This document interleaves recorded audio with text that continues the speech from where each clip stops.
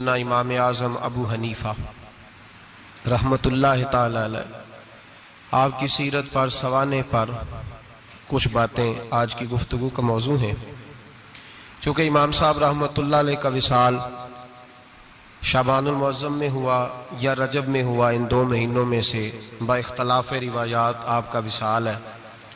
امت مسلمہ کو فقہ کا بہت بڑا ذخیرہ دینے میں اور لوگوں کو مسائل شرعیہ سے آگاہ کرنے میں جس شخص نے سب سے زیادہ کردار ادا کیا وہ امام اعظم ابو حنیفہ کی ذات ہے۔ امام صاحب ایک تابعی بزرگ ہے، تابعی اس کو کہتے ہیں جو صحابہ کے شاگرد ہوتے ہیں۔ امام صاحب نے بہت سارے صحابہ کی زیارت کی، ان کی خدمت میں رہے، ان سے دین سیکھا اور پھر امت مسلمہ کو دین کے اصول بنا کر عطا فرمائے۔ قیامت تک جتنے لوگ بھی فقہی مسائل سیکھیں گے وہ سارے امام اعظم ابو حنیفہ کا شکریہ ادا کر کے سیکھیں گے۔ فقہ ہوتی کیا ہے؟ قرآن پاک فرقان حمید میں اللہ نے فرمایا فَاسْأَلُوا أَهْلَ الذِّكْرِ إِن كُنتُمْ لَا تَعْلَمُونَ، فرمایا اگر تمہیں کسی بات کا علم نہ ہو تو اس سے پوچھ لیا کرو جسے اللہ نے علم عطا فرمایا ہے۔ تمہیں جب علم نہ ہو تو ان کے پاس جاؤ جنہیں اللہ نے علم دیا ہے۔ اس کا نام فقہ ہے۔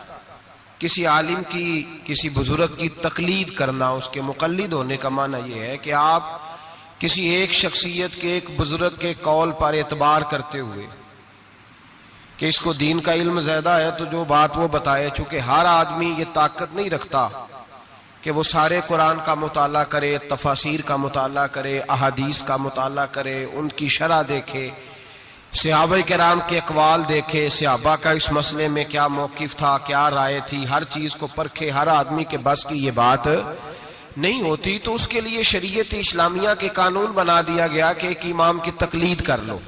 دلیل کیا ہے؟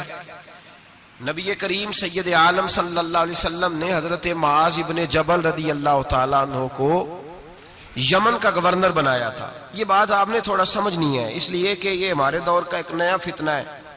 لوگ کہتے ہیں میرے ایک ہاتھ میں قرآن ہے، ایک میں حدیث ہے، اور بندے بھی بڑی جلدی آ کے کہتے ہیں جی وہ فلاں آدمی تو قرآن اور حدیث کے بعد بات ہی نہیں کرتا، صرف قرآن اور صرف اس کے علاوہ تو بات ہی نہیں کرتا۔ ذرا ایک سوال کا جواب دیجئے، یہ جو بخاری شریف کی حدیث آپ کو بتائی جاتی ہے تو یہ ہمیں کس نے بتایا ہے کہ یہ نبی پاک کی حدیث ہے؟ جی امام بخاری نے۔ کس نے بتایا؟ تو اعتبار کس پر کیا آپ نے؟ جی یہاں تو کوئی بندہ کہے نا جی مجھے ڈائریکٹ نبی پاک نے بتایا ہے، پھر تو سمجھ میں آئی قرآن۔ اور تو جب تو امام بخاری پر اعتبار کر رہا ہے، وہ کہہ رہے ہیں یہ نبی پاک کی حدیث ہے، تو مان رہا ہے، تو پھر اعتبار کس پہ ہوا؟ بولے اس بات کو سمجھیں۔ لوگ آپ کو بڑا صاف ستھرا سا نعرہ دیتے ہیں صرف قرآن اور صرف حدیث، تو بھئی یہ بتاؤ چلے قرآن پاک تو اللہ کا کلام ہے، صحابہ نے ہم تک پہنچا دیا، تو حدیث کیسے آئی؟ ان لوگوں سے بگڑ کر ایک نیا فرقہ بن گیا، وہ کہتے ہیں ہم اہل قرآن ہیں، ہم حدیث بھی نہیں مانتے۔ چکڑالوی گروپ اس کو کہتے ہیں۔ وہ لاہور میں بھی کچھ طبقہ اس کا پایا جاتا ہے، وہ بگڑ گئے ہیں، وہ کہتے ہیں صرف قرآن پاک، حدیث تو اماموں نے بنائی ہے، اماموں نے لکھی ہے، ہم نہیں مانتے۔ وہ ایسے نہ کرو بھائی، اس طرح تو سارا دین مشکوک ہو جائے گا۔ علم والوں کا رستہ ہمیں کس نے بتایا ہے؟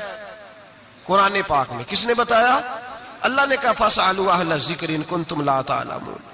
اگر تمہیں کسی بات کا علم نہ ہو تو جس کو علم ہے اس سے جا کے، بھئی مجھے گاڑی نہیں چلانی آتی تو میں اب کہوں گا پہلے قرآن پاک سے مجھے نکال کے دو گاڑی، مجھے اللہ سکھائے چلانی۔ حدیث پاک میں پہلے لکھا ہو کہ گاڑی یہ اس کا نمبر ہو، فلانی علاقے کی بنی ہوئی ہے، میں کسی بندے سے سیکھ لوں یا مجھے حدیث پاک سے مل جائے گا؟ تو بھئی یہ عجیب سی بات ہے۔ تو گاڑی چلانی سیکھنی ہے تو جس کو گاڑی چلانی آتے ہے اس کے پاس جا سیکھ لے، تو دلیل مانگنے لگ گئے۔ تو بھئی قرآن اور حدیث کا علم جس بندے کو زیادہ ہے اس سے اسپیشلسٹ کے پاس جائیں آپ، وہ آپ کو بتائے گا آپ نے کیا کرنا ہے، بات ختم ہو گئی۔ اگر آپ کو شوق ہے خود مجتہد بننے کا تو ٹھیک ہے، آپ اتنا علم حاصل کریں، وہاں تک آپ جائیں۔ شیخ الاسلام خواجہ قمر الدین سیالوی رحمۃ اللہ تعالی علیہ، خواجہ صاحب کے پاس ایک شخص آیا، اللہ کرے یہ بات آپ کی سمجھ میں آ گئی تو بڑا فائدہ ہو جائے گا، بڑا فائدہ ہوگا یہ لفظ اگر آپ سمجھ گئے۔ اللہ کرے میری قوم سمجھدار ہو جائے، آمین تو کہنا۔ اللہ کرے سنی کو بھی کچھ سمجھ آنے لگ جائے۔ خواجہ صاحب کے پاس ایک بندہ آیا، کہنے لگا امام اعظم کی بات نہیں ماننی چاہیے۔ امام اعظم کی بات ان کی تقلید نہیں کرنی چاہیے، بڑی موٹی بات۔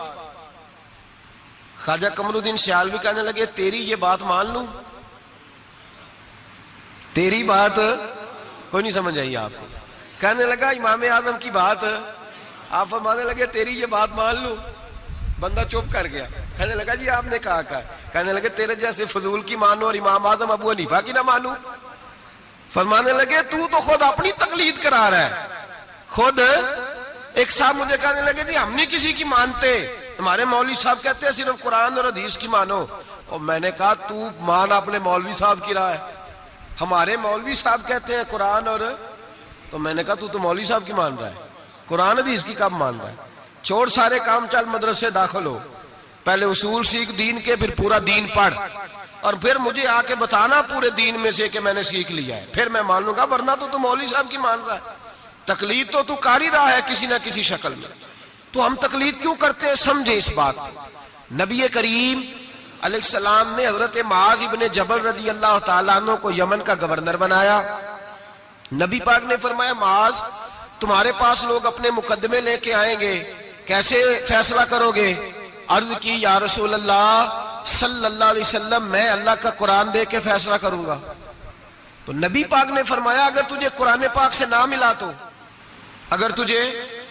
اگر آپ غور سے سن رہے ہوتے تو آپ کو اس بات پہ اعتراض ہونا تھا، جو میں نے کہا اس پہ آپ کو اعتراض ہونا تھا اگر آپ غور سے میری بات سن رہے ہوتے۔ نبی پاک علیہ السلام نے یہ نہیں فرمایا کہ قرآن میں ہے نہیں، فرمایا اگر تجھے نہ ملا تو۔ لفظوں پہ غور کیا کریں، اگر تجھے نہ ملا تو، یہ نہیں فرمایا کہ قرآن میں ہر مسئلے کا حل۔ حضرت سیدنا عبداللہ ابن عباس فرمایا کرتے تھے میرے اونٹ کی نکیل بھی گم ہو جائے تو میں قرآن پاک سے جا کے پوچھتا ہوں کہاں رکھی ہوئی ہے، اور مجھے قرآن پاک بتاتا ہے کہ فلانی جگہ۔ یہ نہیں کہ قرآن میں مسئلے کا حل موجود ہے، ہر آدمی کے پاس اتنی عقل نہیں ہوتی کہ مسئلے کا حل بتا سکے، عقل نہیں اتنی ہوتی، شعور نہیں ہوتا۔ بلکہ امام بخاری خود امام شافعی کے مقلد ہے، لو کر لو گل، بہت بڑے محدث ہیں اور خود مثال بیان کرتے ہیں۔ ہمارے بزرگ کہتے ہیں کہ جو پنساری ہوتا ہے نا اس کے پاس جڑی بوٹیاں ساری ہوتی ہیں، پر اسے نسخے کا پتہ، کس جڑی بوٹی کو کس کے ساتھ ملائیں، کس کو کس کے ساتھ رکھیں تو کیا نسخہ بنتا ہے، یہ پنساری کو پتہ، یہ حکیم کو پتہ ہوتا ہے۔ محدثین کہتے ہیں ہم نے حدیثیں ساری جمع کر دی ہیں، پر کس حدیث سے کیا مسئلہ نکلتا ہے یہ ہمیں نہیں پتا، یہ امام اعظم بتائیں گے، یہ امام شافعی بتائیں گے، یہ امام مالک بتائیں گے، یہ امام احمد بن حنبل بتائیں گے، وہ اسپیشلسٹ ہیں۔ ہم جمع کرنے والے ہیں، وہ حدیثیں سامنے رکھ کے امت کی رہنمائی کرنے والے۔ نبی پاک صلی اللہ تعالی علیہ وآلہ وسلم نے فرمایا معاذ تو جا رہا ہے، اگر تجھے وہ مسئلہ قرآن سے نہ ملا تو کیا کرے گا؟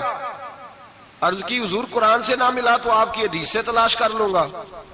تو نبی پاک نے فرمایا اگر وہاں بھی تجھے نہ ملا تو، یہ نہیں کہ ہے نہیں، اگر تجھے نہ ملا تو، عرض کی یا رسول اللہ پھر میں قرآن اور حدیث کو سامنے رکھ کے اپنی رائے بیان کروں گا۔ تو نبی پاک نے ان کے سینے پہ ہاتھ پھیرا، فرمایا جا پھر اللہ تیری مدد کرے گا، اللہ تیری، یہ فقہ ہے، یہ اتنی سی فقہ ہے، اس کو سمجھ لیں۔ ہر آدمی کو ہر شے نصیب۔ بابا فرید الدین گنجے شکر کے پاس بندہ آ گیا، اس نے کہا پرانا بخار ہے جاتا کوئی نہیں۔ بابا صاحب نے کہا بسم اللہ الرحمن الرحیم قل هو اللہ احد اللہ الصمد لم یلد ولم یولد ولم یکن لہ کفوا احد۔ پھونک ماری، بندہ کہتا ہے بیٹھے بیٹھے میرا بخار اتر گیا۔ اس نے گاؤں جا کے اعلان کر دیا جس کا نہیں اترتا سارے ہی آ جاؤ، رش ہو گیا، پھونکیں بڑی نکلی، شفا کوئی نہیں۔ لوگوں نے پکڑ کے پھینٹی لگائی، انہوں نے کہا اتنی دور سے آئے ہیں اور تو اللہ کے بندے رام ایک کو بھی نہیں آیا۔ وہ بابا صاحب کے پاس آ گیا، کہنے لگا سورۃ اخلاص دو ہیں کہ ایک ہی ہے؟ بابا صاحب کہنے لگے بیٹے ایک ہی ہے۔ کہا حضرت جی آپ پھونک مارے تو بیٹھے بیٹھے بخار اتر جائے، میں نے 100 دفعہ پڑھی ہے، 100 پھونکیں ماری ہیں، ایک کا بھی نہیں نکلا، آپ کوئی اور والی پڑھتے؟ آپ فرمانے لگے سورۃ اخلاص ایک ہی ہے، پر منہ بھی تو فرید الدین کا چاہیے نا، منہ بھی تو۔ فرمایا مجھے اللہ تبارک و تعالیٰ نے توفیق دی ہے، میں نے کبھی غیبت نہیں کی، میں نے کبھی جھوٹ نہیں بولا، میں نے کبھی حرام نہیں کھایا، میں نے کبھی اپنی زبان سے کسی کا دل نہیں دکھایا، فرمایا میں نے اس زبان میں طاقت پیدا کی ہے، پھر جب قرآن کا نور آیا ہے تو اللہ نے تاثیر بنا دی ہے، پھر اللہ نے اثر پیدا کر دی ہے۔ تو بھائی ہر آدمی ہر چیز سمجھنے کے قابل ہے۔ یہی ہمارے بزرگوں کا موقف ہے، یہی ہمارے بزرگوں کی رائے ہے کہ قرآن اور حدیث کو سامنے رکھو، اس میں سے مسئلہ اخذ کرو۔ دلیل، پرانے زمانے میں جو لوگ ہوتے تھے وہ قسمیں کھایا کرتے تھے، قسمیں بڑی عجیب کھاتے تھے۔ ایک بندے نے قسم کھا لی کہ میرا کام ہو گیا تو وہ والی عبادت کروں گا جو اس وقت دنیا میں کوئی نہ کر رہا ہو، اتنی سخت قسم کھا لی۔ اب وہ کام ہو گیا تو کیا کرے؟ اگر نماز پڑھے تو لوگ پڑھ رہے ہیں ساری دنیا میں نمازیں، اذان پڑھے تو پتہ نہیں کہاں کہاں اذان ہو رہی، پھنس گیا، معاملہ الجھ گیا تو غوث اعظم جیلانی کے پاس گیا، کہا حضور اب کیا کروں؟ آپ فرمانے لگے کچھ بھی نہیں، حرم شریف چلا جا، کعبہ تو ایک ہی ہے نا پوری دنیا میں، ایک منٹ کے لیے سب لوگوں کی منت کر کے طواف رک جائے، ایک چکر طواف کا تو اکیلے کر لے، تیری منت پوری ہو جائے گی۔ اب یہ فقاہت ہے، ہر آدمی کو یہ نصیب نہیں ہوتی، یاد رکھ۔ آگے چلیے، امام اعظم ابو حنیفہ کا زمانہ، ایک بادشاہ نے قسم کھا لی، اپنی بیوی سے کہنے لگا اگر تو چاند سے زیادہ خوبصورت نہ ہو تو تجھے 3 طلاقیں۔ اب مسئلہ بن گیا، کدھر سے نکالیں؟ اب قرآن پاک میں یہ لفظ کہیں نہیں لکھا کہ عورت چاند سے زیادہ خوبصورت ہوتی ہے، کسی حدیث میں نہیں لکھا واضح طور پر کہ بی بی چاند سے زیادہ خوبصورت ہوتی ہے۔ علماء کوفہ بیٹھ گئے، علماء بغداد بیٹھ گئے، علماء مصر بیٹھ گئے، بادشاہ تھا، اور پھر جو اس کی بیوی تھی وہ بھی ایک بادشاہ کی بیٹی تھی، اگر یہ طلاق ہو گئی تو 2 ملکوں کی جنگ چھڑ جائے گی، حالات خراب ہو جائیں۔ علماء پریشان ہیں کہ جائیں تو کدھر جائیں؟ لوگ پریشان ہوتے ہوتے امام اعظم کے پاس چلے گئے، کہنے لگے سارے مولوی کہتے ہیں طلاق ہو گئی، آپ بتائیں۔ امام صاحب کہنے لگے کوئی نہیں طلاق ہوئی۔ کہا کیوں؟ فرمانے لگے اللہ کا قرآن کہتا ہے لَقَدْ خَلَقْنَا الْإِنسَانَ فِي أَحْسَنِ تَقْوِيمٍ، اللہ فرماتا ہے میں نے سب سے حسین انسان کو پیدا فرمایا ہے، تو جب سب سے حسین انسان ہے تو چاند سے بھی زیادہ انسان ہی حسین ہے، فرمایا لہذا اس کی بیوی کو طلاق۔ مسئلہ تو قرآن پاک سے حل فرمایا نا، لیکن ہر آدمی کی وہاں تک رسائی ہو سکی، یہ فقاہت، یہ علم ہے، اور یہ اللہ سب کو عطا نہیں کرتا، یہ کسی کسی کا نصیبہ ہوتا ہے، کسی۔ اور ویسے بھی اب تو لوگوں کو شوق ہے نا، ہر بندہ ہر کام کرنا چاہتا ہے، صحابہ یہ نہیں کرتے۔ حضرت عمر فاروق سے پیارا قرآن کوئی نہیں پڑھ سکتا، وہ 5 نمازوں کی امامت کرتے تھے، تراویحوں کی باری آتی تھی تو حضرت ابی بن کعب کو آگے کھڑا کرتے تھے، فرماتے تھے تو پڑھا۔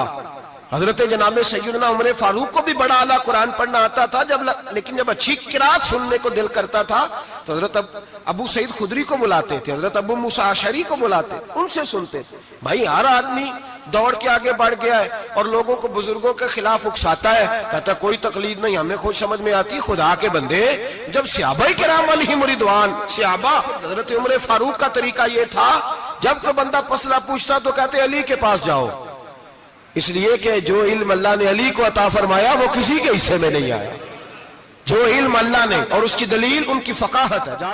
ایک بی بی تھی، دائی تھی، وہ اس کے گھر میں بچے جنم لیتے تھے، بچے پیدا ہوتے تھے۔ یہ دیکھیں علم جو ہوتا ہے نا وہ علم ہوتا ہے، فقاہت ہوتی ہے، اور یہ اللہ کی عطا ہے، یہ رب کی عطا ہے، جس کو چاہتا ہے عطا کر دیتا ہے۔ نہ اس میں حسد ہو سکتا ہے، نہ اس میں کوئی شخص کہہ سکتا ہے مجھے کیوں نہیں ملی۔ حضرت علی رضی اللہ تعالیٰ عنہ کا زمانہ ہے، ایک بی بی کا خیمہ تھا، جھونپڑی تھی، جیسے آج ہاسپٹل بنے ہوئے ہیں وہاں بچے پیدا ہوتے ہیں۔ ایک بی بی تھی، وہ دائی تھی، کام کرتی تھی یہ والا، اس کے گھر میں 2 کیس اکٹھے آ گئے، نہ اتنی لمبی چوڑی لائٹیں ہوتی تھی، اس نے اپنی جھونپڑی میں دونوں بیویاں اکٹھی تھی، دونوں کو اللہ تعالیٰ نے اولاد دی۔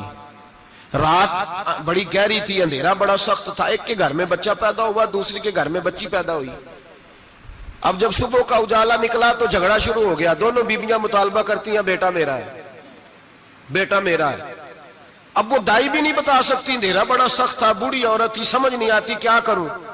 تلواروں تک بات چلی گئی، لوگوں نے کہا کیوں لڑتے ہو جب مولا علی شیر خدا جو موجود ہے، انا مدینہ تو علم و علی بابوہا، نبی پاک نے فرمایا میں علم کا شہر ہوں، علی اس کا دروازہ ہے۔ فرمایا جب اتنا بڑا شخص موجود ہے تو ضرورت ہی نہیں۔ لوگ پریشان ہو کے گئے، جا کے کہنے لگے حضور ایک مسئلہ آ گیا، ذرا سوچ کر غور کر کے بتائیے۔ اندھیرے میں بچہ پیدا ہوا، ایک بی بی کے ہاں بیٹا، ایک کے ہاں بیٹی، اب دونوں بیٹی کی طلبگار ہیں، فیصلہ کیسے کریں؟ تو حضرت علی نے کہا بڑے تم پریشان آئے تھے، یہ بھی کوئی بات ہے؟ دونوں بیویوں کا تھوڑا تھوڑا دودھ نکال کے تولو، جس کا دودھ وزنی بیٹا اسی کا ہے. کہا حضرت جی یہ مسئلہ آپ نے کیسے نکالا؟ فرمانے لگے قرآن پاک سے نکالا ہے. کہا کیوں؟ فرمانے لگے اللہ قرآن میں کہتا ہے میں نے بیٹے کے 2 حصے رکھے ہوئے ہیں اور بیٹی کا 1 حصہ رکھا ہوا ہے. تو جب اللہ کسی کے گھر میں بیٹا دیتا ہے تو دودھ بھی وزنی ہوتا ہے، اس لیے کہ ڈبل وزن کا ہوتا ہے. انہوں نے دودھ نکال کے تولا، مقدار 1 جتنی، مقدار 1 جتنی، اس کا ½ کلو دودھ، اس کا 1 کلو، وزن کیا تو پورا ہو گیا. پیمانے رکھے گئے تو وہ ناپنے میں اور تھا، تولنے میں اس کا دودھ وزنی نکلا. جب دودھ وزنی نکلا تو جناب سیدنا علی المرتضیٰ فرمانے لگے جس کا دودھ وزنی بیٹا اسی کا ہے. اللہ ڈبل وزن کا دودھ عطا کرتا. اب مسئلہ کہاں سے نکلا بولیے؟ لیکن ہر بندہ نکالنے کی طاقت، یہی حضرت امام اعظم ابو حنیفہ کا کمال ہے. صحابہ کے زمانے میں ضرورت نہیں تھی صحابہ کو. ایک تو وہ اتنی لاپرواہی کی نماز نہیں پڑھتے تھے جتنی ہم پڑھتے ہیں. اتحیات میں بیٹھے ہیں، سورۃ فاتحہ پڑھی جا رہی ہے. اتحیات میں بیٹھ کے بندے پوچھتے ہیں آگے، کہتے ہیں حضرت میں اتحیات میں سورۃ فاتحہ پڑھ رہا تھا، ساری پڑھ لی ہے، وہ تو رکوع کا وقت ہے تو یاد آیا کہ یہ تو اتحیات ہے. اتنی لاپرواہی کی پہلے تو وہ نمازیں نہیں پڑھتے. پھر اگر کسی کو غلطی ہو جاتی تو سامنے جناب رسالت امام صلی اللہ علیہ وسلم کا جلوہ والضحیٰ موجود تھا، وہ حضور سے پوچھ لیتے. جب وقت گزرنے لگا نا، تابعین کا زمانہ آیا تو پھر مسئلہ بنا. ایک تو تھوڑا تھوڑا مشکات نبوت سے لوگ دور ہوئے تو لاپرواہی بھی آنے لگی. اب لوگوں نے پوچھنا شروع کیا کہ سورۃ فاتحہ بھول جائے تو کیا کریں؟ رکوع میں بندہ چلا گیا تو رکوع تو کر لیا لیکن سبحان ربی العظیم نہیں یاد رہا تو کیا کریں؟ سجدے میں گیا سبحان ربی الاعلیٰ نہیں پڑھا تو کیا کریں؟ اب مسائل بنے، اب ضرورت ہوئی. امام اعظم نے اصول فقہ مرتب کی، ہمیں بتایا کہ نماز میں فرض کیا ہے، نماز میں واجب کیا ہے، نماز میں کیا شے ضروری ہے اور کیا شے ضروری نہیں ہے. وہ بھی انہوں نے حدیثیں سامنے رکھی کہ نبی پاک نے کس کس بات کی کتنی تاکید کی، کس کس بات کی زیادہ تاکید نہیں فرمائی. پھر انہوں نے مسئلہ بتایا کہ قیام کرنا فرض ہے، رکوع کرنا فرض ہے، لیکن رکوع میں سبحان ربی العظیم کہنا سنت ہے. اگر کسی کی رہ بھی جائے گی تو اس کی نماز ہو جائے گی. قوما کرنا فرض ہے، سجدہ کرنا فرض ہے، لیکن سجدے میں سبحان ربی الاعلیٰ کہنا سنت ہے. رہ بھی گیا تو نماز، جو سجدہ ہی نہیں کرے گا اس کی نہیں. تو یہ اصول بنائے امام اعظم نے. امام اعظم کون تھے؟ کپڑے کے ایک بہت بڑے تاجر تھے، ان کے بیٹے تھے، پورا نام تھا نعمان بن ثابت. امام اعظم ان کا لقب ہے، ابو حنیفہ ان کی کنیت ہے. لوگ جب اپنی مرضی کی باری آتی ہے تو حرم شریف کے حوالے دینے شروع کر دیتے ہیں. حرم شریف میں جو ہوتا ہے، حرم شریف میں نے کہا چلو وہی مان لو. مسجد نبی میں باب بلال سے داخل ہو جاؤ یا باب ہجرت سے داخل ہو جاؤ. مسجد نبی میں جب داخل ہوگے، اندر مسجد کے قدم رکھو گے دونوں دروازوں سے جا کے، تو جو کھلا سین ملے گا اس سین کے اوپر یوں سامنے نظر ڈالو گے تو 4 اماموں کے نام لکھے ہوئے فقہ کے. جو سب سے پہلا نام لکھا ہے وہ امام اعظم ابو حنیفہ کا لکھا ہوا ہے. آج بھی مسجد نبی میں، آج بھی. دوسرا امام شافعی کا، تیسرا حضرت امام مالک کا، چوتھا امام محمد بن حنبل کا. اور آج بھی فقہائے مکہ اور مدینہ جب فتویٰ دیتے ہیں تو امام محمد بن حنبل کے قول پہ فتویٰ دیتے ہیں. اور ہر جگہ وہ اعلان کرتے ہیں کہ ہم فقہ کے ماننے والے مقلد ہیں امام محمد بن حنبل کے. وہ اعلان کرتے ہیں، انہوں نے لکھ کے لگایا ہوا. ایک پوری دنیا کی لوگ تو کسی نہ کسی امام کی تقلید کریں اور ایک چھوٹی سی جماعت اٹھ کے کہے نہیں ہمیں ڈائریکٹ سمجھ آئی ہے. تو کیسے بھائی تمہیں سمجھ آ گئی؟ امام اعظم ابو حنیفہ کا نام نعمان بن ثابت تھا، کوفے میں پیدا ہوئے تھے، صحابہ کے شاگرد تھے. 80 ہجری میں پیدا ہوئے، 150 ہجری میں آپ کا وصال ہوا. باپ تاجر تھے. آپ فرماتے ہیں میں سیانا ہوا تو تجارت میں لگ گیا. ریشمی کپڑے کا کاروبار تھا، بہت بڑا گھرانہ مالدار تھا ہمارا. میں گلی سے گزرتا تھا، رستے میں امام شابی کا مدرسہ تھا. میں بچوں کو پڑھتے دیکھتا تو مجھے شوق ہوتا. اکثر میں وہاں 2-4 منٹ 10 منٹ قیام کرتا. ایک دن امام شابی نے بلایا اور بلا کے فرمایا بیٹے کیا کرتے ہو؟ میں نے کہا کپڑے کا کام کرتا ہوں. تو کہنے لگے تیرے چہرے میں بڑی چمک ہے، تیرے چہرے میں بڑی روشنی ہے، مجھے لگتا ہے میرا رب تجھ سے کوئی بڑا ہی کام لینے والا ہے. تو آ نہیں جاتا، پڑھ نہیں لیتا. اقبال کہتے ہیں اگر کوئی شعیب آئے میسر، شبانی سے کلیمی 2 قدم ہے. اللہ کرے کسی کو کوئی مل جائے، کسی کو کوئی بیٹھا ہوا مجھے دور دعا دیتا ہے. میں ڈوبتا ہوں پر سمندر اچھال دیتا ہے. اللہ کرے کوئی مل جائے. فرماتے امام شابی نے میری بات ہوئی تو میں حضرت حماد کے مدرسے میں داخل ہو گیا. امام حماد بہت بڑے مفتی تھے، سند بھی سن لے۔ امام اعظم شاگرد ہے امام حماد کے، اور امام حماد شاگرد ہے حضرت ابراہیم نخعی کے۔ حضرت ابراہیم نخعی شاگرد ہے حضرت علقمہ کے، اور حضرت علقمہ شاگرد ہے حضرت عبداللہ ابن مسعود کے۔ اور حضرت عبداللہ بن مسعود وہ صحابی ہیں جن کی ڈیوٹی تھی نبی پاک کا ڈنڈا مبارک کا سا اٹھانے کی، حضور کے جوتے اٹھانے کی، ڈائریکٹ نبی پاک سے علم دین حاصل کیا کرتے۔ یہ سند ہے امام اعظم ابو حنیفہ کی۔ حضرت امام اعظم کہتے ہیں میں امام حماد کے مدرسے میں پڑھنے لگا، کئی سال رہ کے میں نے ان کے مدرسے میں علم حاصل کیا۔ جب میں فارغ ہوا تو میں نے کہا استاد جی میں کہاں مدرسہ بناؤں، میں کس مسجد میں بیٹھوں، میں کہاں جاؤں؟ کہتے ہیں میرے استاد اپنی کرسی سے اٹھے اور میرا بازو پکڑ کے اپنی جگہ پہ بٹھایا، کہنے لگے میں نے تجھے پڑھایا ہے لیکن رب نے تجھے بڑا ہی عطا کیا ہے، اب تو کہیں اور نہیں جائے گا، میری مسجد پر بیٹھ کر لوگوں کو پڑھایا کرے گا۔ امام اعظم ابو حنیفہ نے فقہ اور اصول کا علم وہاں سے حاصل کیا۔ فرماتے ہیں پھر میرے استاد نے میری ڈیوٹی لگائی، فرمانے لگے اب تو کسی ایسی جگہ جا جہاں سے تجھے تقوی کی روشنی ملے، کوئی مرشد تلاش کر، سہ نفل نمازاں پڑھیاں، ظالم نفس نہ مردہ ہو، اے باند فقیروں کسے نہیں مارے، آئے ہوئی چور اندر دا ہو۔ حضرت امام اعظم سن 80 ہجری میں کہتے ہیں، 80 ہجری میں، آج سے 1400 سال پہلے، 1350 سال پہلے امام اعظم کہہ رہے ہیں مجھے ضرورت تھی کہ میں جا کے کسی کے ہاتھ میں ہاتھ دوں تاکہ میں اس سے اصلاح لوں جو میرے قلب و نظر کو صحیح کرے۔ ہم تو سارے سیانے، ہمیں تو کسی کی ضرورت ہی نہیں۔ فرماتے ہیں میں اپنے استاد کے کہنے پر امام جعفر صادق کے پاس گیا، 2 سال امام جعفر صادق نے مجھے پریکٹیکل کرایا، جو علم میں نے امام حماد سے سیکھا تھا اس پر عمل کرنے کا طریقہ مجھے امام جعفر صادق نے سکھایا ہے۔ 2 سال، اور امام اعظم فرمایا کرتے تھے اگر وہ 2 سال نہ ہوتے تو میں ہلاک ہو جاتا، وہ 2 سال نہ ہوتے تو میں، فرماتے ان سے میں نے پڑھنا پڑھانا سیکھا۔ اور امام جعفر صادق رات کو مجھے ساتھ کھڑا کرتے اور ساری رات نفل پڑھاتے، وہ میری تربیت کرتے۔ وہ علم تو میرے اندر تھا لیکن عاجزی، تقوی، پرہیزگاری، عبادت، قرآن سے پیار، یہ مجھے امام جعفر صادق نے سکھایا۔ امام اعظم ابو حنیفہ بہت بڑے فقیہ بنے، پھر مدرسہ بنایا، پھر خانقاہ بنائی، پھر امام صاحب رحمت اللہ علیہ نے ساری زندگی رسول اللہ صلی اللہ علیہ وسلم کے دین کا پیغام دیا۔ ایسا بھی وقت آتا ایک آیت شروع کرتے تو ساری رات وہ آیت ہی پڑھتے رہتے، ساری رات علم پڑھایا، لوگوں سے پیار کیا، خلوص بانٹا، بہت بڑے مالدار تھے۔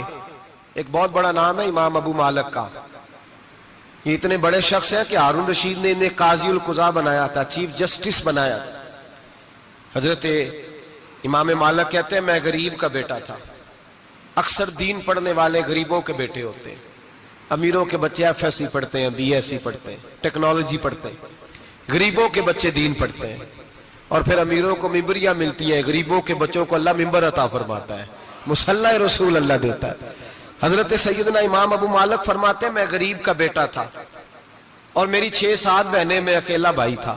آپ فرماتے ہیں میرے ابا جی فوت ہو گئے، میری امی پکڑ کے مجھے ایک دھوبی کی دکان پہ لے گئی، کہنے لگی اسے کپڑے دھونے کا طریقہ بتا دے، سلیقہ سمجھا دے، یہ بھی ایک چھوٹی سی لانڈری کی دکان کھول لے گا، میری بیٹیوں کا پیٹ پالے گا۔ دھوبی کہنے لگا ٹھیک ہے، میں 2-3 درہم بھی دوں گا مہینے کے، اور جب کام سیکھ جائے گا تو تنخواہ بڑھ جائے گی۔ امام ابو مالک رحمت اللہ علیہ فرماتے ہیں میں بہنوں کے لیے روزی کمانے نکلا، میں بیوہ ماں کے سر پہ بوجھ اتارنے کے لیے نکلا، میں غربت کے عالم میں نکلا۔ رستے میں امام اعظم کا مدرسہ تھا، فرماتے میں وہاں چمکتے چہرے دیکھتا، لیکن اپنی غربت کو دیکھ کے میں آگے بڑھ جاتا، پریشان ہوتا کہ میں کیسے علم حاصل کروں گا۔ آپ فرماتے امام صاحب مجھے اکثر دیکھتے، ایک دن امام اعظم باہر نکلے، مجھے کھڑے ہوئے دیکھا تو قریب بلایا، سینے سے لگایا، ماتھا چوما، کیا نام ہے؟ میں نے کہا ابو مالک میرا نام ہے۔ کہا تمہیں پڑھنے کا شوق ہے؟ کہا بڑا شوق ہے۔ کہنے لگے چل آ جا پڑھا کر، آ جا مدرسے میں پڑھا کر۔ کہتے میں سارا دن وہاں پڑھتا، گھر سے کام کرنے آتا، سارا دن امام اعظم کے پاس پڑھتا رہتا۔ مہینہ آیا تو میری اماں کہنے لگی تنخواہ لاؤ۔ میں نے کہا امی جی تنخواہ تو وہ دے گا جو ڈیوٹی پہ جاتا ہو، میں تو پڑھنے جاتا ہوں۔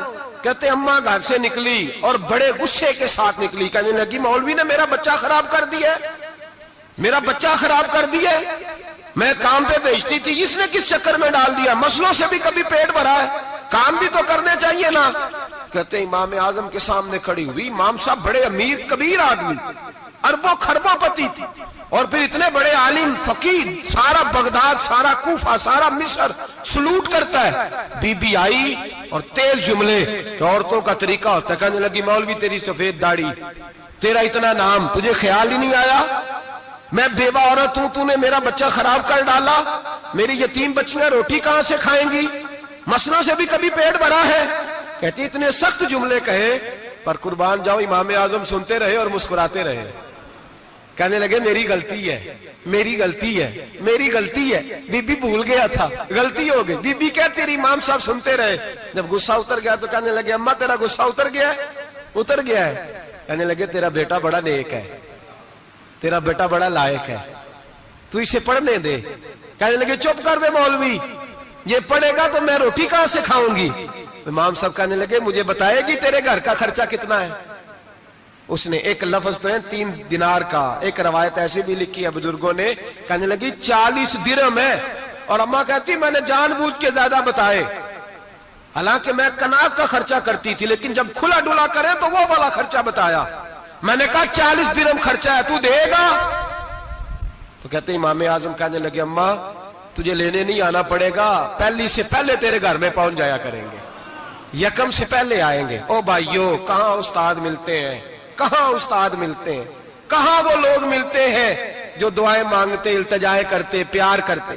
گزر گیا وہ دور, اب تو سوٹ لینے کا دور ہے, مٹھائیاں لینے کا دور ہے, ہاتھ ڈلوانے کا دور آیا ہے. اب کون پوچھتا ہے, اب تو پوچھتے ہیں تو میرے لیے کیا لایا ہے. حضرت سیدنا امام اعظم ابو حنیفہ رحمت اللہ علیہ 1 دن نہیں, 2 دن نہیں, 4 دن نہیں, 5 مہینے نہیں, 20 سال تک, کہنا آسان, بولنا آسان, سننا آسان, 20 سال تک امام ابو مالک کے گھر میں خرچہ دیتے رہے, وہ پڑھتے رہے. اماں کہنے لگی تو میرے بیٹے کو لگا تو لیا ہے, تو پڑھ کے بنے گا کیا. حضرت امام اعظم فرمانے لگے بادشاہوں کے تخت پر بیٹھ کر بادشاہوں کے ساتھ کھانے کھایا کرے گا, ان کے ساتھ بیٹھ کے حلوہ کھائے گا, وقت آئے گا تو دیکھے گی. کہتے ہیں میرے امام انتقال کر گئے, وقت بیت گیا. ہارون رشید نے مجھے بلایا بغداد میں اور کہا میں آپ کو چیف جسٹس بنانے لگا ہوں. کہتے ہیں میں خوشی سے سجدے کرنے لگا, میں چیف جسٹس بنا. میں نے اپنی اماں کو خط لکھا کہ اماں بغداد آ جا, تیرے بیٹے کو اللہ نے بڑی شان عطا کر دی ہے. فرماتے ہیں ہارون رشید کی بیوی بڑی اولیاء کی, علماء کی بڑی فرما بردار تھی, محبت کرنے والی تھی. اس نے حلوہ بنا کے بھیجا, کھانا بنا کے بھیجا. ہارون رشید تخت پہ بیٹھ کے کھانے لگا تو کہنے لگا امام صاحب آپ بھی یہیں آ جائیں میرے ساتھ. کہتے ایک کونے میں وہ بیٹھ گیا, ایک میں بیٹھ گیا, بیچ میں کھانا رکھ لیا. اتنی دیر میں میری اماں بھی پہنچ گئی. 2 لقمے کھائے تھے کہ اماں آ گئی. جب اماں نے مجھے تخت پہ بیٹھے دیکھا, ایک یتیم, ایک لاوارث, ایک بن باپ کا بچہ, وہ کل تک جو بہنوں کے لیے 4 دینار نہیں لا سکتا تھا, تخت پہ بیٹھ کے جب روٹی کھاتے دیکھا تو اماں تڑپ گئی, روئی, چیخیں ماری. میں نے کہا اماں کیا ہوا. کہنے لگی بیٹا مجھے تیرا استاد یاد آ گیا ہے, اس نے کئی سال پہلے کہا تھا اسے دین کا علم پڑھنے دے, اسے فقیہ بننے دے, یہ بہت آگے جائے گا. دیکھ آج اللہ نے تجھے کتنی شان عطا کی ہے. کہا بیٹا یہ کمال تیرا نہیں, یہ امام اعظم ابو حنیفہ کا کمال ہے, یہ ان کا کمال ہے جنہوں نے تمہیں یہاں تک پہنچایا. میرے بھائی اپنی پوری زندگی حضرت امام اعظم ابو حنیفہ نے. آج تو اساتذہ کرام, اساتذہ مجھ سے ایک ٹیچر کہنے لگے حضرت جی دل نہیں لگتا, بے سکونی سی ہے, کچھ بتلائیں. تو میں نے کہا کلاس میں کوئی یتیم بچہ ڈھونڈ لیں, کوئی لاوارث بچہ ڈھونڈیں, اس کی وردی اپنے ذمے لے لیں, کتابیں اپنے ذمے لے لیں, اس کا خرچہ اپنے ذمے لے لیں, روز جیب میں ٹافیاں ڈال کے جایا کرے کہ غریب کو دینی ہے. فرمایا 2 مہینے یہ والا وظیفہ بھی پڑھ کے دیکھیں, اللہ آپ کو سکون عطا کرے گا. یہ بھی کہنے لگے بڑی ٹھنڈک ہوئی ہے, بڑا سکون ملا ہے, بڑی تابعداری. میں نے کہا آپ لفظوں سے سکون چاہتے ہیں, وہ لوگ خدمت کر کے سکون لیتے. کوفے کا ایک امیر آدمی تھا, پھر غریب ہو گیا. غریب, غربت بڑی پریشانی ہے, بڑی پریشانی, بڑی آزمائش. غریب بیوقوف اس لیے ہوتا ہے کہ اس کی جیب میں پیسے نہیں ہوتے. غریب مجبور اس لیے ہوتا ہے کہ اس کے پاس ہوتا کچھ نہیں نا, تو ساری آزمائشیں کٹھی آ جاتی. غریب آدمی تھا, محنت مزدوری کرتا لیکن پوری نہ ہوتی. وہ کہتا ایک دن گلی میں ککڑی بیچنے والا آیا, تو میری ایک بیٹی تھی چھوٹی سی، باقی بچے بڑے تھے، چھوٹی ضد کرنے لگی، کہنے لگی ککڑی کھانی ہے، ککڑی۔ کہتے میں پریشان ہو گیا، دل ٹوٹ گیا، بیٹی نے سوال کیا ہے۔ فرماتے میں نے سوچا کس کے پاس جاؤں، کسی اور کے پاس مجھے سمجھ نہ آیا، میں سیدھا امام اعظم کے پاس چلا گیا۔ یہ شخص ہے جو مجھے دے گا بھی اور میرا پردہ بھی رکھے گا، مجھے دے گا بھی اور میرا، بولیے، میرا یہ پردہ بھی رکھے گا، یہ رسوا نہیں کرے گا، یہ فوٹو نہیں کھچائے گا، یہ فوٹو کھچا کے پہلے دن فیس بک پہ نہیں لگائے گا کہ میں غریبوں میں تھیلے بانٹ رہا ہوں، یہ اسی وقت اخبار والوں کو نہیں بلائے گا ایک تھیلا اور 6 اخباروں میں تصویریں، یہ اس طرح نہیں خیرات دے گا۔ حضرت امام اعظم کے پاس گیا تو فرماتے رش بہت زیادہ تھا، میں امام صاحب سے بات ہی نہ کر سکا، واپس آ گیا۔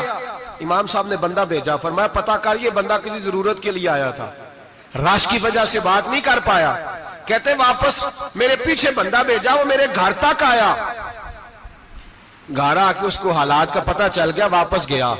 کہتے ہیں 3 تھیلیاں شرفیوں کی بھر کے امام اعظم لائے اور خود آئے اور رات کے اندھیرے میں آئے اور مجھے تھیلیاں دے کے نا تو میرے آگے ہاتھ باندھ دیے۔ میں نے کہا حضور ہاتھ کیوں باندھتے ہیں؟ آپ فرمانے لگے یار دکھ اس بات کا ہے کہ تو میرا پڑوسی تھا اور تیری غربت کا مجھے پتہ ہی نہیں چلا، تو میرے علاقے کا تھا اور میں نے سوچا ہی نہیں، میرا اپنا تھا مجھے خیال ہی نہیں آیا، فرمایا معاف کر دے، میری شکایت نہ کرنا کہ یہ میری طرف توجہ نہیں کرتا۔ علم بھی تھا، عمل کا نور بھی تھا، تقوی کا حسن بھی تھا، غریب کی مدد کا جذبہ بھی تھا۔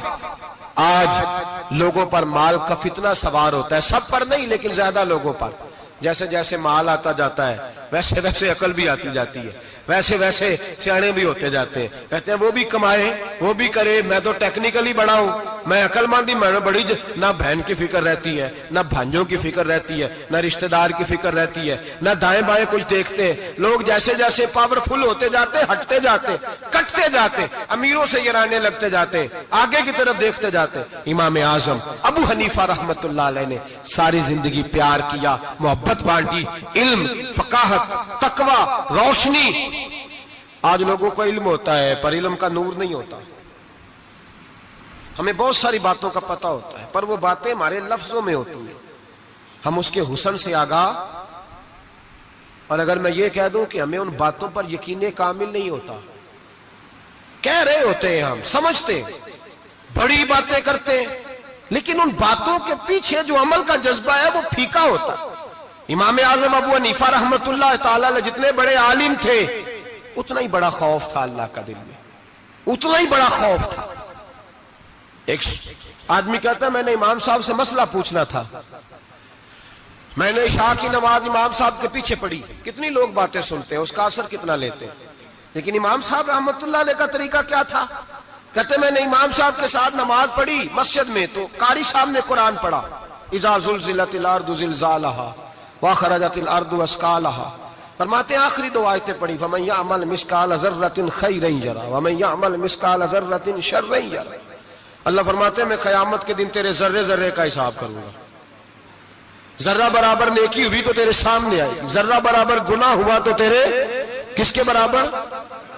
جی وہ کتنا ہوتا ہے؟ ریت کا 1 ذرہ، اس کے برابر بھی گناہ ہوا تو تیرے سامنے، یہ اللہ کہہ دیا ہے، تو ایسا انشاءاللہ ہو کے رہے گا، اللہ ایک دفعہ دکھائے گا۔ دعا فرمائے اللہ ہمیں معافی عطا فرمائے، اللہ ہم سے درگزر فرمائے، اللہ ہمیں بخشے ہوئے میں شامل فرمائے۔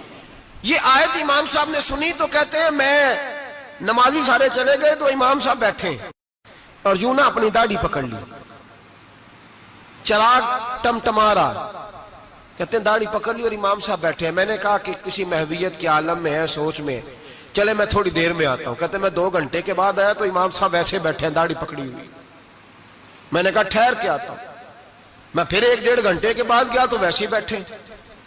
کہتے ہیں تہجد کا وقت ہو گیا، میں مسجد میں گیا تو چراغ ٹمٹمانے لگا، ختم ہونے کے قریب آ گئے، امام صاحب بیٹھے، اب میں نے دیکھا کہ آنکھیں آنسوؤں سے بھری ہوئی ہیں اور اپنی داڑھی پکڑ کے کھینچ رہے ہیں اور کہتے ہیں یا اللہ تو اگر ذرے ذرے کا حساب لے گا تو ابو حنیفہ تو الجھ جائے گا، اے اللہ تو ذرے ذرے کے بارے میں پوچھے گا تو میں تو نہیں جواب دے سکتا، خدا بندہ اس طرح کر، میرے ان سفید بالوں پہ رحم کھا، اے اللہ میرے بڑھاپے پہ مہربانی فرما، مجھ سے نہ ذرے ذرے کا پوچھنا، میں بڑا کمزور ہوں، میں نہیں جواب دے سکتا۔ مولا مجھ سے درگزر والا معاملہ کر. کہتے تڑپ رہے امام صاحب. فجر کی اذان ہوئی تو امام صاحب نے دائیں بائیں دیکھا, میں پیچھے کھڑا تھا. میں نے کہا حضور ساری رات ہی گزر گئی, آپ ایک آیت سن کے پریشان رہے, اور میں روزانہ 20 تقریریں سنتا ہوں, درجنوں حدیثیں سنتا ہوں, مجھے تو اثر نہیں ہوتا.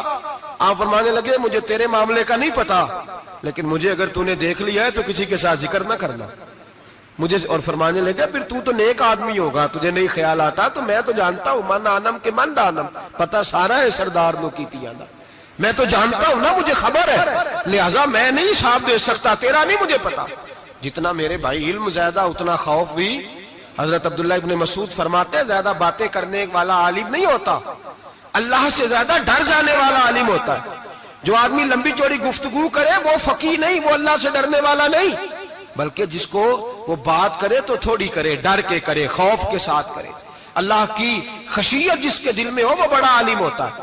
حضرت امام اعظم ابو حنیفہ رحمت اللہ علیہ مالدار تھے اور اپنے مال میں سے حصے نکالتے تھے. امام صاحب فرمایا کرتے تھے میں نے چند ہزار درہم رکھ دیے.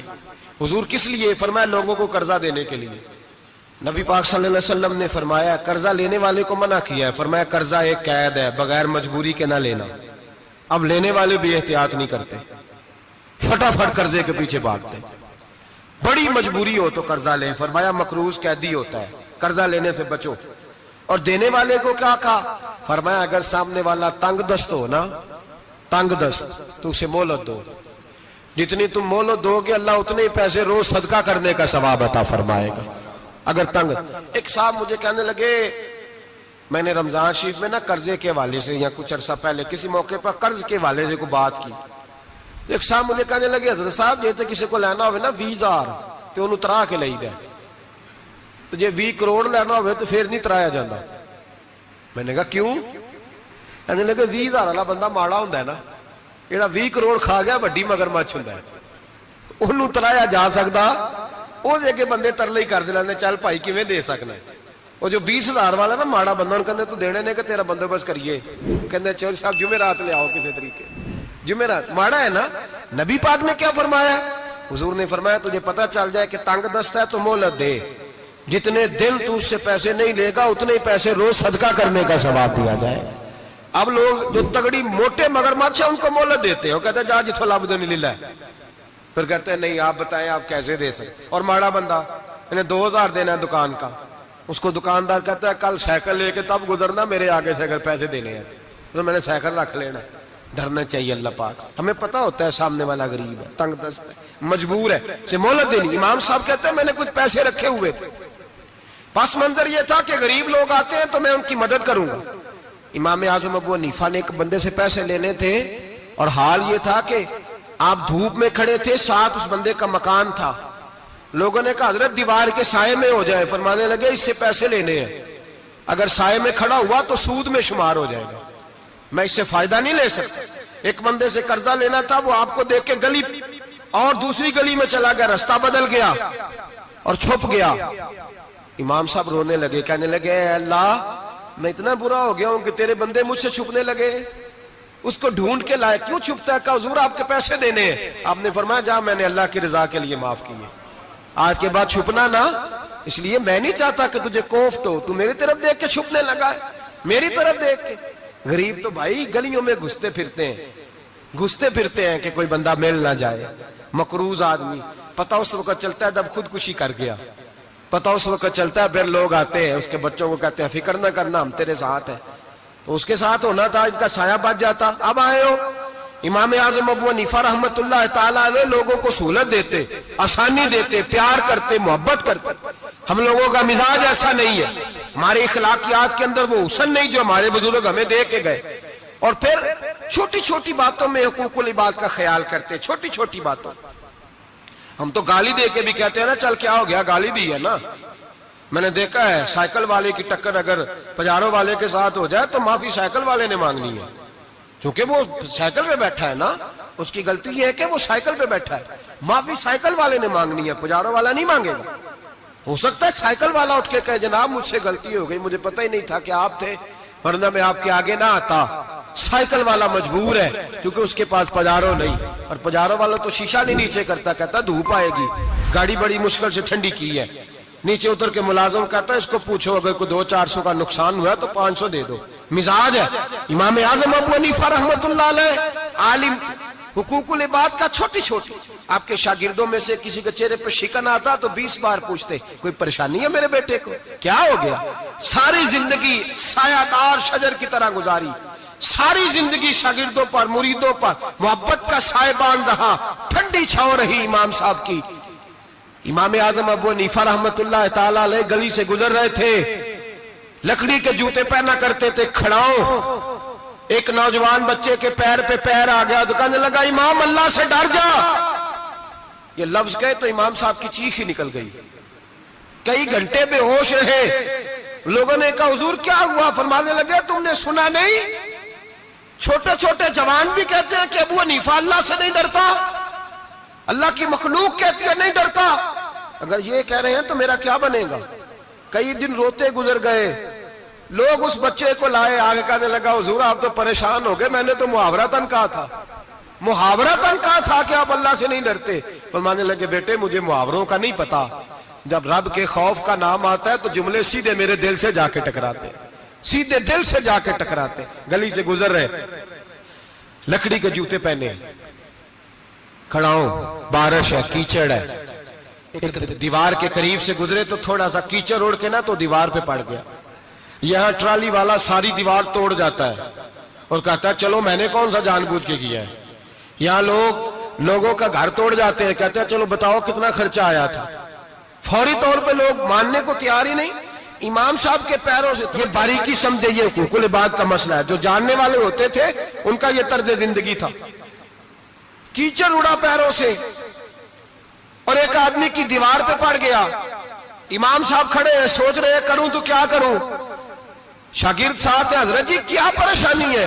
آپ فرمانے لگے میں نے اس کی دیوار گندی کر دیا، صاف نہ کروں تو بھی ظلم ہے، اور اگر صاف کروں تو دیوار کچی ہے، جب صاف کروں گا تو کچھ مٹی اتر جائے گی تو کسی کے گھر کی مٹی اتارنا یہ بھی ظلم ہے، اب میں دو پریشانیوں میں الجھ گیا ہوں، کدھر جاؤں؟ کہا حضرت جی پھر؟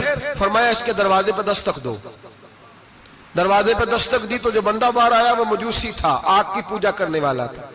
امام صاحب کہنے لگے مجھے جانتے ہو؟ کہنے لگے حضور سارا کوفہ جانتا ہے، سارا بغداد جانتا ہے، ساری دنیا جانتی ہے آپ مسلمانوں کے امام ہیں، لوگ جانتے۔ آپ نے فرمایا یار مجھ سے غلطی ہو گئی ہے۔ وہ کیا؟ آپ فرمانے لگے میں اپنے انداز میں گزر رہا تھا، بوڑھا آدمی ہوں، خیال نہیں آیا، تھوڑا کیچڑ اڑ کے تیری دیوار پہ لگ گیا ہے۔ میرے بھائی یہ کوئی فرشتے تھوڑی تھے، یہی زمین پہ بسنے والے لوگ تھے، احتیاط والے لوگ تھے۔ ہم لوگوں نے پتہ نہیں اپنا مزاج اتنا سخت کیوں بنا لیا ہے، کتنے لوگوں کو لتاڑ کے، کتنی پگڑیاں اچھال کے، کتنے حقوق العباد ضائع کر کے بھی ہم اسی طرح کے مطمئن ہیں۔ کہاں سے تسلی لاتے ہیں ہم؟ کہاں سے اپنے آپ کو ٹھنڈک دیتے ہیں؟ کیسے اپنے آپ کو ہم سکون دے لیتے ہیں کسی کو تکلیف دے کے؟ کس طرح سکون کی نیند آتی ہے جب کوئی پریشان ہوتا؟ کیوں ہمارا دل پتھر ہو گیا؟ اعلیٰ حضرت فرمایا کرتے تھے جا کسی سے جا کے علاج کرا، تیرے سینے میں جو دل دھڑک رہا ہے وہ سخت ہو گیا، جا کسی سے جا کے اس کی دوائی کھا، تجھے خیال ہی نہیں آتا تڑپتے لوگوں کو دیکھ کر، جا کے علاج کرا، اگر ایسے ہی مر گیا تو حالات تیرے حق میں اچھے نہیں ہوں گے۔ حضرت امام صاحب تڑپ رہے ہیں اور اس شخص کے سامنے آہوزاری کر رہے ہیں جو مجوسی بھی ہے، غریب بھی ہے، کچے گھر میں رہتا ہے۔ فرمایا یار بتا کیا کروں؟ امام صاحب باتیں کر رہے ہیں تو وہ آدمی حیرت میں کھو گیا، کبھی دیوار دیکھتا، کبھی اپنا آپ دیکھتا، کبھی امام صاحب کو دیکھتا، دائیں بائیں دیکھتا، پسینے آنے لگے، پتہ نہیں کیا سوچوں کا مد و جزر چلنے لگا، کہاں بات گئی، کہاں تک اس کی سوچ گئی، کہاں پلٹ کے آئی۔ کہنے لگا امام صاحب میں تو چوک میں رہتا ہوں، روزانہ پتہ نہیں کتنی گاڑیاں مٹی برسا جاتی ہیں، کبھی کوئی نہیں آیا، آپ کو کیا ہوا؟ آپ فرمانے لگے مجھے کسی کا نہیں پتا، مجھے تو میں نے جو قرآن حدیث پڑھا ہے مجھے تو ڈر آ رہا ہے، مجھے بتا تو معافی دیتا ہے کہ نہیں، تیری دیوار صاف ہوگی کہ نہیں؟ کہنے لگا حضور دیوار کو چھوڑے، پہلے کلمہ پڑھائے، میرا دل تو صاف کر دے۔ کہنے لگا اتنا میٹھا دین، اتنا پیارا دین، اتنا خوبصورت دین کہ غریب کی دیوار پر کیچڑ لگ جائے اور آپ کو اتنی تکلیف ہو، میں اس دین سے دور کیوں ہوں؟ یہاں روز یورپ کہتا ہے کہ مسلمان جھوٹی شادیاں کرتے ہیں، دنگا فساد کرتے ہیں، نیشنلٹی لینے کے لیے جھوٹ بولتے ہیں، جانے کس کس قسم کے لوگ پاپڑ بیلتے ہیں، کس طرح اپنا ایمان بیچتے ہیں، کیا انداز ہم اختیار کرتے ہیں۔ ہمارے کردار نے لوگوں کو مذہب اور دین کا باغی بنا دیا۔ ہمارے بزرگوں کا طریقہ یہ تھا کہ چھوٹی چھوٹی باتوں کا خیال کرتے، چھوٹی چھوٹی باتوں کا۔ بہت بڑے عالم تھے، یہ ساری نیکیاں تو ان کی سماجی تھی، فلاحی تھی، ان کی معاشرت کی نیکیاں تھی، دنیا داری، لیکن جو ان کا باقی کا معاملہ تھا، 4 لوگ ایسے ہیں جو ہمیشہ قرآن پاک ایک رات میں پڑھا کرتے تھے۔ ان میں پہلا نام حضرت عثمان غنی کا ہے، پورا قرآن پاک، دوسرا مولا علی شیر خدا کا ہے، تیسرا حضرت سعید بن جبیر کا ہے، چوتھے امام اعظم ابو حنیفہ ہیں جو ایک رات میں پورا قرآن پاک پڑھ دیا کرتے ہیں۔ جس جگہ امام اعظم کی قبر بنی ہوئی ہے نا، اعظمیہ ایک محلہ ہے بغداد کا، اس کا نام ہی اعظمیہ، امام صاحب کے نام، جہاں قبر بنی ہوئی ہے، وہاں بیٹھ کے امام اعظم ابو حنیفہ نے 60 مرتبہ قرآن پاک ختم کیا، خود پڑھا، خود فرمایا یہاں میں نے دفن ہونا ہے، اس جگہ 60 قرآن پاک پڑھے۔ رمضان کا مہینہ آتا تھا تو امام صاحب ایک قرآن پاک دن میں پڑھتے تھے، ایک رات کو پڑھا کرتے تھے، ایک قرآن پاک سنایا کرتے تھے۔ امام صاحب رحمت اللہ علیہ ساری رات نفل پڑھتے۔ لوگ کہتے ہیں کہ امام صاحب کی رات نماز کے لیے کھڑے ہوتے تو ایک رکعت میں 15 سپارے پڑھتے، تو لوگ کہتے تھے یہ ابو حنیفہ نہیں، یہ تو کوئی کسی نے پلر کھڑا کر دیا، یہ تو کوئی ستون ہے، رکوع ہی نہیں کرتا، پورے 15 سپارے۔ یہاں تو ابھی تراویح آئیں گی، لوگ پہلے سے کہنے لگ گئے بڑی گرمیوں کے روزے ہیں، بڑی گرمیوں کے روزے ہیں، اور ہاتھ تو لینے دے بھائی، پہنچ تو لینے دے رمضان شریف کو، اللہ بڑا مہربان ہے، ہر چیز کو بدلنے پہ قادر ہے۔ پہلے سے لوگ تیاری کر رہے ہیں، مسجدیں ڈھونڈیں گے جائے اسی اچھا ہو، قرآن جلدی پڑھا جائے، ڈھونڈ کے۔ امام صاحب رحمت اللہ تعالیٰ علیہ، اور میں اکثر کہا کرتا ہوں، میں کہتا ہوں تو تراویح میں کھڑا نہیں ہوتا، پاسپورٹ کے دفتر کھڑا ہو جاتا ہے 2 گھنٹے، شناختی کارڈ کے دفتر تو 3 گھنٹے کھڑا ہو لیتا ہے۔ یہ تیرا ظلم ہے اپنی ذات کے ساتھ کہ تجھے قرآن کے لیے کھڑا نہیں ہوا جاتا، دنیا داری کے لیے کھڑا۔